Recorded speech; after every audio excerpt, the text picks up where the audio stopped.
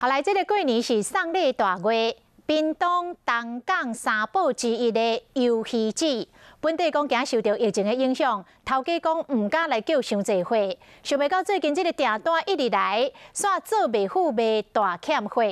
另外，这个乌鱼子嘛话真抢市，真侪人买。啊，到底这个游鱼子甲乌鱼子有啥物无共呢？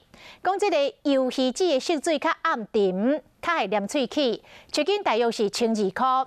啊，那乌鱼子是金黄色的，较袂黏牙，一斤大约是17块。啊，这两项拢是过年送礼好选择。用火烘甲赤赤，这每一片鱿鱼子最近真抢市，卖甲写写叫。肥嫩嫩的花枝内底包的鱿鱼子，互伊的口感食起来愈香。业者赶日出货，压迫的速度煞赶袂赴才袂订单。有老回起来啊，餐厅拢客伊啊，就是讲高餐厅伊啊。对啊，就是啊，现在送礼的就是供不应求啊。乌鱼子切一角，刀子洗摕来炒饭，看起来真高级款。两项摕来比拼，乌鱼子的色地金黄，芳开重，袂黏喙齿，一斤超清澈。啊，鱿鱼子色较深，味较纯，大地嘛较会黏喙齿，一斤超清丽，最近嘛卖甲无货啊。比较便宜，较俗。